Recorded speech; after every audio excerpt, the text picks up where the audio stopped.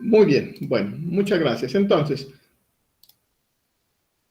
en la segunda parte de esta clase, vamos a retomar algo que habíamos hablado, estábamos hablando, tenemos en el video anterior, relacionado con los estados límites, que es una de las metodologías o filosofías de diseño de las estructuras. Lo primero que tenemos que entender es que es un estado límite, y me permito leer del libro del profesor Jaruribe, a quien le doy los créditos de todo lo que estoy presentando. ¿Qué es un estado límite? Definiéndolos como aquellos más allá de los cuales la estructura deja de cumplir su función o de satisfacer las condiciones para las que fue proyectada. Es importante tener en cuenta que eso es un estado límite, ¿sí? Un estado límite es donde usted, valga la redundancia, o el ingeniero define hasta dónde quiere que trabaje bajo una condición. Ahora, muy bien, esos dos estados límites, o esos estados límites se definen principalmente en dos clases. Uno que se conoce como un estado límite último y uno como un estado límite de servicio. Y aquí es donde tenemos que tener en cuenta que en realidad la norma, como está establecida y como nos está diciendo que trabajemos, es bajo unas condiciones de los estados límites. No nos está diciendo que hagamos diseños con una filosofía elástica ni con una resistencia última, sino con estados límites. Y son con los estados límites últimos y los estados límites de servicio.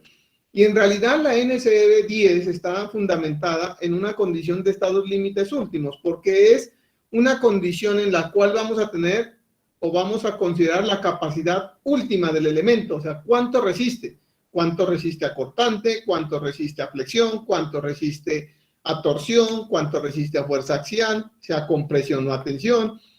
Entonces, la NCR nos establece que nosotros, o que la ingeniería que trabajamos acá, tiene que estar bajo unas condiciones límites o unas condiciones de estados límites últimos, ¿sí? Ahora bien, también nos habla que tenemos que tener en cuenta los estados límites de servicio. ¿Y por qué tenemos que tener en cuenta los estados límites de servicio? Las condiciones de los estados límites de servicio, ¿sí? No es otra cosa que aquellas condiciones en las cuales usted no quiere, pues, que la estructura desarrolle ciertas, digamos así, propiedades, por decirlo algo así. La norma nos dice a nosotros cuáles son las deflexiones máximas que tenemos en elementos estructurales, por ejemplo, en voladizos, por ejemplo, en vigas metálicas, por ejemplo, en deflexiones laterales de elementos.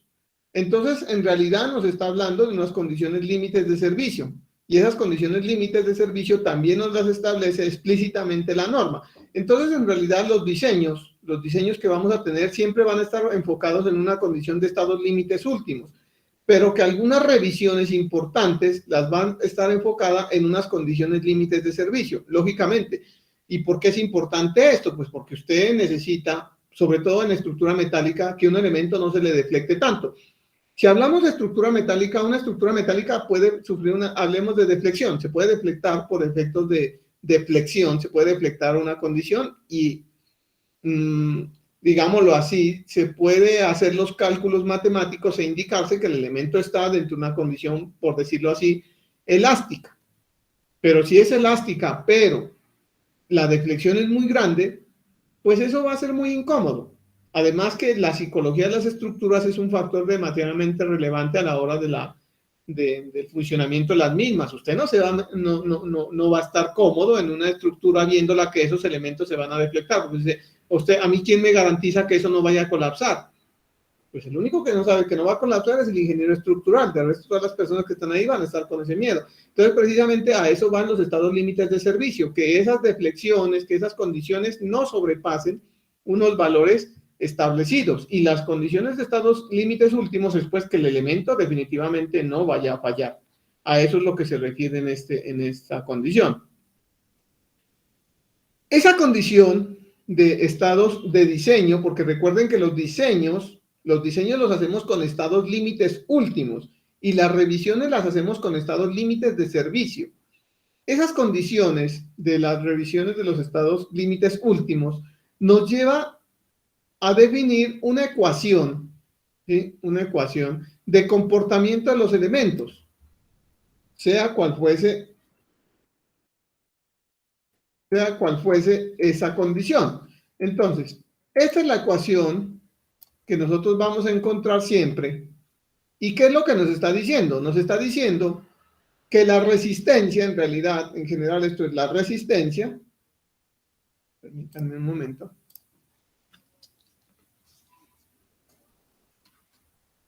Esto es la resistencia del elemento. Y estas son las solicitaciones. ¿Sí? Lo que nos está diciendo en realidad esto es que la resistencia debe ser mayor o igual que las solicitaciones. Pero aquí es donde tenemos que empezar a entender algo muy importante del método, el método límite o el estado límite último, es que esta resistencia está conformada por dos factores. La resistencia nominal, ya vamos a hablar qué es esto, y unos factores de reducción. O sea, ¿qué es lo que nos está diciendo este método? Aunque son métodos, ya dijimos que es un método probabilístico, nos está llevando en cierto orden de ideas a un determinismo, llamémoslo así, donde esa resistencia nominal se afecta por un factor que este factor es menor de 1 y depende el tipo de fenómeno que estamos analizando, ¿sí? Esos tipos de elementos, de reducciones, bueno, más abajo los miraremos, ¿sí? Dependen, por ejemplo, en flexión ese valor vale 0.9, ¿sí? Chanfle me parece. En flexión ese valor vale 0.9, vale 0.65 en cortante en columnas, vale 0.7 para otros elementos. Bueno, esos factores más adelante los vamos a aprender nosotros a revisar y a mirar. ¿Y quién es la resistencia nominal? La resistencia nominal, precisamente, es la resistencia que se han obtenido por medio de fórmulas o determinismos. Eso es lo que vamos a ver. Vamos a ver cómo desarrollar, por ejemplo, la fórmula de resistencia a flexión. Vamos a ver cómo desarrollar la fórmula de resistencia a torsión, la fórmula de resistencia a fuerza axial. Entonces, esa fórmula, que usted ya la conoce, digámoslo así, de cierto orden de ideas, y la conoce de resistencia de materiales, la afecta por este factor de reducción, que es un factor menor que 1, y debe ser mayor que unas solicitaciones, que son las cargas de servicio, y aquí es donde viene el famoso factor de cargas de servicio, que son las cargas, digámoslo así, reales, entre comillas, que usted evalúa, que vamos a ver cómo se evalúan esas cargas. Las cargas que evalúa por unos factores de amplificación de carga, unos factores que, dependiendo del tipo de carga y digamos, la variabilidad de esa carga, usted va a encontrar. Todos estos factores, tanto los factores de reducción como los factores de amplificación de las cargas, los entregan los códigos, sea el código colombiano, sea el código peruano, sea el código chileno, ellos lo entregan, porque en realidad, aunque es un poco incómodo mencionarlo, los códigos latinoamericanos toman como base el código del ACI 318, el American Concrete Institute 318, que creo que por ahora va en la versión 19, sí, creo que va el ACI 318-19.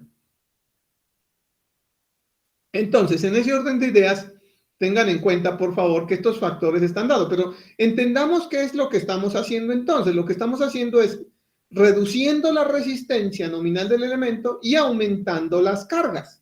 Eso es lo que realmente nosotros estamos haciendo. Que en cierto orden de ideas, este aumento de carga dividido este factor me está dando en sí, digámoslo así, un factor de seguridad, que lo podríamos considerar como ese elemento. Ahora bien, todos estos métodos de estados límites se fundamentan en los momentos probabilísticos de este señor Cornell, ¿sí?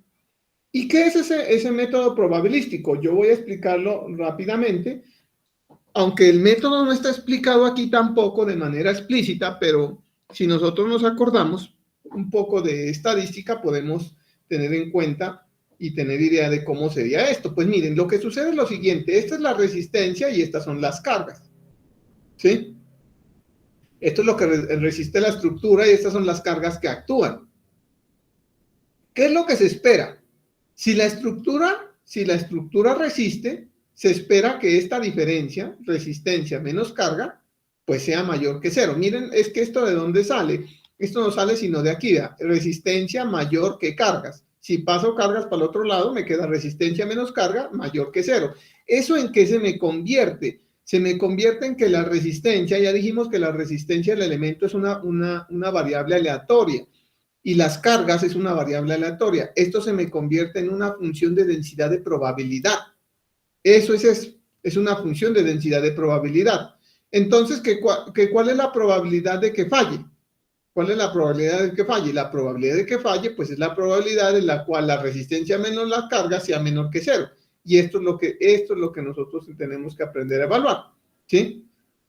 Es que, mis respetados ingenieros, una de las cosas más importantes que ha tomado mucho auge, y para ustedes que seguramente van a optar por maestrías y doctorados fuera del país, es llamarles la atención sobre un tema importante que es la confiabilidad estructural. Es un tema muy, muy amplio en este momento para estudiar y muy bonito, ¿sí? En una universidad acá en Bogotá hay un profesor experto en eso, ¿listo? Entonces, ¿qué es esto? Pues como esto es una variable aleatoria y esto es una variable aleatoria, lo que se va a encontrar es la probabilidad de que falle. ¿Y cuál es la probabilidad de que falle? Pues esta condición, ¿sí? Que si hacemos una manipulación algebraica, también la podemos encontrar de esta forma, como la probabilidad de que este logaritmo de R menos Q sea menor que cero. Entonces aquí es donde se definió el famoso factor de confiabilidad. Como este elemento, esta variable y esta variable son aleatorias y siguen un comportamiento gaussiano, podemos definir ese factor de confiabilidad como esta condición. Pero bueno, ¿para qué es que nosotros llevamos todo este elemento y necesito que ustedes revisen esta condición? Porque es que realmente estos factores,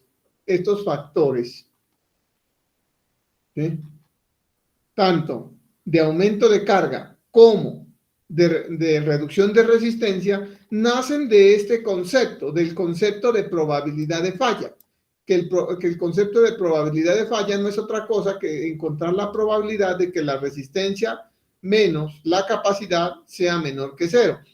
Y que ese factor de confiabilidad, ¿sí?, se va a definir de esta forma, ¿sí? Porque, a ver, si nos acordamos un poco de nuestra inferencia estadística y de nuestra estadística multivariada, ¿sí? No es fácil, por favor, pero sí es muy lógico pensar que si esto cumple una ley de Gauss y esto cumple una ley de Gauss, la diferencia de estas dos variables podría cumplir una ley de Gauss. Lo diferente sería que esto, por ejemplo, fuera una distribución uniforme y esto podría ser, por ejemplo, una log normal. O que esta sea una función beta y esta sea una de Poisson. Entonces ahí sí no podemos tener. Lo que se asume en la confiabilidad estructural es que tanto las solicitaciones como la resistencia cumplen leyes de probabilidad y por eso se puede encontrar pues, los factores de confiabilidad que son los que están asociados con las probabilidades de fallo. Entonces, ¿qué es lo que pasa? Miren, lo que pasa es lo siguiente. Lo que pasa es que la resistencia va a ser evaluada como un factor phi, que es un factor de reducción de resistencia por la resistencia nominal. ¿Quién es la resistencia nominal? La vamos a aprender a calcular durante el desarrollo de este curso. Son las diferentes resistencias que nos han enseñado los diferentes profesores a nivel mundial de cómo evaluar la resistencia de un elemento, digamos, nominalmente. Pero no es la que utilizamos en el diseño. La que utilizamos en el diseño es la que multiplicamos por el factor de reducción. Y ese factor de reducción se va a evaluar con esta expresión. En realidad, esta expresión, esta es la resistencia promedio, esta es la resistencia nominal, esto es el factor de confiabilidad y esta es la variabilidad el coeficiente de variación de la resistencia, que son factores estadísticos que ustedes los conocen. Pero estos valores, señores, estos valores, quiero que sepan y que es importante que nos debe quedar de este video, es que estos factores vienen de un análisis estadístico que se han evaluado en laboratorio y que se han tomado. Entonces, aquí ya se llegó a una conclusión de, por ejemplo, para flexión este valor vale 0,9, ¿sí? Y así sucesivamente. Aquí los podemos ver. Flexión axial sin carga axial, 0,9. Tensión axial sin flexión, 0,9. Compresión axial, 0,75. Flexión reforzada de otra manera, 0,70. Contacto o aplastamiento, 0,70. Cortante y torsión, 0,80. Estos valores, aunque son tomados de la NSR 98, no han cambiado con la NSR 10. Aplastamiento sí creo que quedó en 0,65, pero lo importante es que quiero que sepan, y siempre nos tiene que quedar claro de dónde es que estamos sacando todo. O sea, es que muchas veces nos enfocamos en empezar a utilizar, es que el factor es, no, ¿qué es eso? Pero dígame qué es eso. Vea, profesor, esto lo que es el resultado de un análisis estadístico entre una resistencia promedio, una resistencia nominal y la variabilidad que tienen las variables, valga la redundancia, en que están involucradas en el proceso. Por otro caso, por otro lado, también las cargas, nosotros hemos hablado, hemos dicho, ¿sí? Que esos factores, que esa resistencia se reduce, pero que esas cargas aumentan. Lógicamente, cuando aumentamos estas cargas, ¿sí? Esas cargas no las podemos aumentar a un valor, por decirlo así, aleatorio, sino que tenemos que evaluarlas dependiendo las condiciones que tengamos. Ahora, nosotros tenemos primero cargas gravitacionales muertas y vivas. Esos factores de aumento para las cargas están definidas así: unos valores promedio, unos valores reales, unos valores promedios. L y D y L, por favor, son referentes a su notación en inglés, dead and live, ¿sí? Entonces, hay que tener en cuenta esto. Entonces, de aquí en adelante, porque en lo que nos vamos a enfrentar nosotros también estarán dadas con esas condiciones. Muy bien. Entonces, en ese orden de ideas, ¿sí? Así es que se evalúa el factor de amplificación de carga muerta, y así es como se evalúa el factor de amplificación de carga viva. Ya los códigos lo tienen. Por ejemplo, en la NSR 10, dependiendo la condición en la que tengamos los factores de las combinaciones de carga, pues nosotros vamos a tener que este factor vale 1,4, 1,6, 0,9. Ya hablaremos más adelante de estos factores, pero ya están establecidos. No indica que nosotros tengamos que hacer esto, pero sí indica que tenemos que saber que esos factores de amplificación y esos factores de reducción salen de unos análisis estadísticos importantes.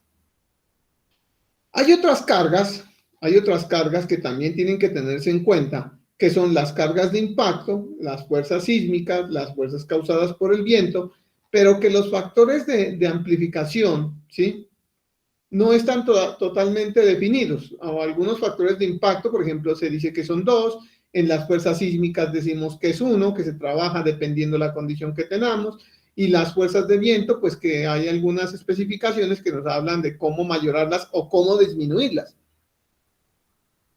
Entonces tenemos que tener en cuenta que los que más están estudiadas y las que más se conocen de los factores de amplificación, pues son las cargas muertas y las cargas vivas, y las cargas sísmicas que, digamos, se las toma con un factor de 1. Bien, pero bueno, ¿todo esto para qué?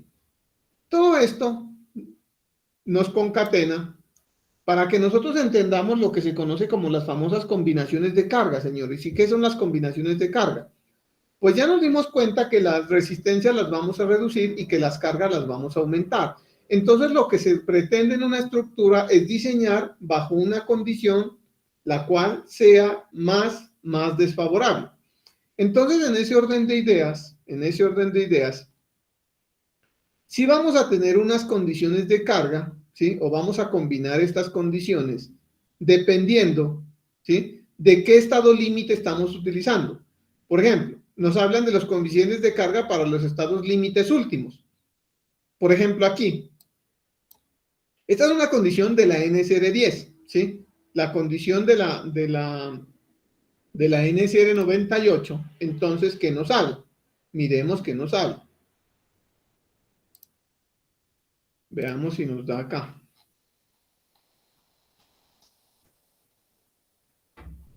Las condiciones las condiciones, ¿sí?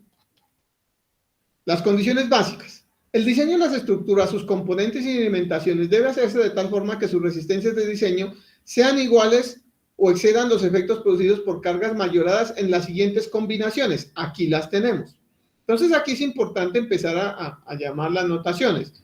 Carga muerta, ¿sí? Acá están, la norma en cada uno de sus elementos establece quién es cada uno de estos. Carga muerta, carga sísmica, carga de umbral de daño, cargas debidos a pesos de presión de fluidos, cargas debidos a inundación, fuerzas sísmicas calculadas de acuerdo al reglamento, cargas de granizo, cargas vivas, cargas de emposamiento, cargas vivas reducidas,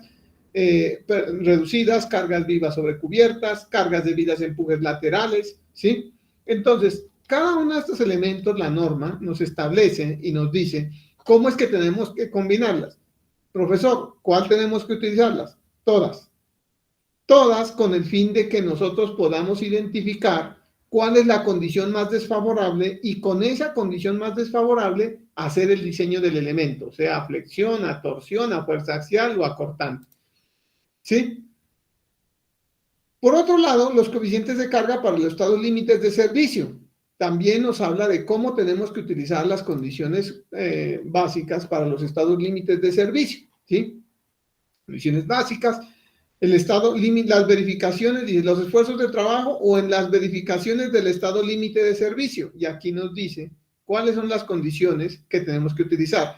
Si ustedes se dan cuenta, ingenieros, en las condiciones de servicio nosotros no estamos mayorando los elementos. Y generalmente estas condiciones de servicio se hacen para verificar condiciones, como su nombre lo indica, de servicio, ¿sí? Y condiciones que no conlleven a un desempeño de una estructura, pues en deflexiones muy grandes. Esto se tiene en cuenta mucho para verificar deflexiones. Deflexiones, tema que será objeto de nuestro curso durante el desarrollo de esta asignatura.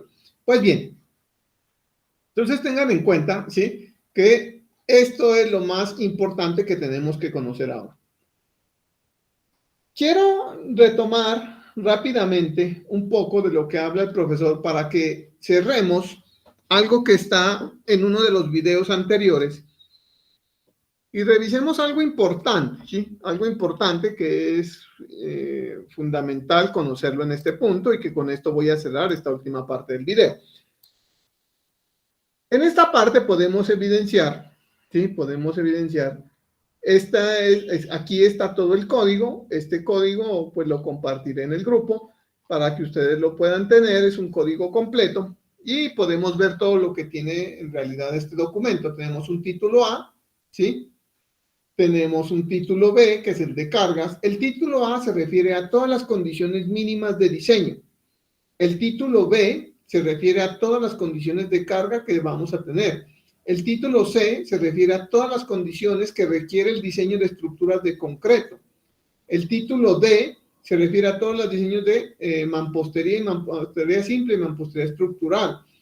El título E, permítanme, yo verifico bien. El título E se refiere a edificaciones de casas de 1 y 2 pisos, El título F es todo lo relacionado con estructura metálica, ¿sí? El título G, miren lo que ahora esto trae ya el título G, que es estructuras en madera y guadua. Y miremos, por ejemplo, rápidamente, por ejemplo, para madera. En madera nos tiene que decir, quiero traer para que revisemos esto. En madera no he tenido la oportunidad de desarrollar muchas cosas, por eso quiero de pronto ser más explícito con la norma. Madera, por ejemplo, a ver, veamos rápidamente si podemos encontrar las combinaciones de carga que nos está solicitando para este elemento. En madera hay un profesor de la Universidad Nacional, ahora profesor de una universidad exalumno mejor, de la Universidad Nacional, ahora profesor de una universidad en Londres, que está haciendo un desarrollo completo sobre eso y es uno de los tutores, llamémoslo así, de este título en la nueva versión de la NSR 20, que así creo que se le van a llamar. No está, pero bueno, esto se diseña con el método, ¿sí? Con el método elástico. Esto se diseña con el método elástico, eso era lo que les quería mostrar. Tenemos un título H, que es el relacionado con todo el tema geotécnico, que es importante que ustedes lo conozcan. El título I, veamos a qué se refiere el título I, por favor. Miren lo que se refiere el título I, que es la supervisión técnica, que era lo que nos decía en el documento inicial, que es todas las condiciones de condición técnica. El título J, que es el tema, esto es importantísimo, sobre todo en las condiciones de incendios y de estructura metálica. En estructura metálica se tiene que tener muy en cuenta eso. El título K, ¿sí? Requisitos complementarios. Definir parámetros y especificaciones arquitectónicas y constructivas. Esto tiene que ver mucho con el tema de barandas, con el tema de escaleras. Bueno, esto les ha puesto un poquito a pensar mucho a los arquitectos y les ha llevado bastantes, digámosle así, estudio de esas condiciones, porque a nivel estructural también es que esto es un documento que todos debemos manejar y que tenemos que tener claro. Muy bien. Pues nada, eso era, digamos, a nivel de este siguiente video. Aquí hay otras cosas que nosotros ya lo revisamos, pero que mejor lo dejo para videos posteriores, para que lo podamos revisar con más detalle.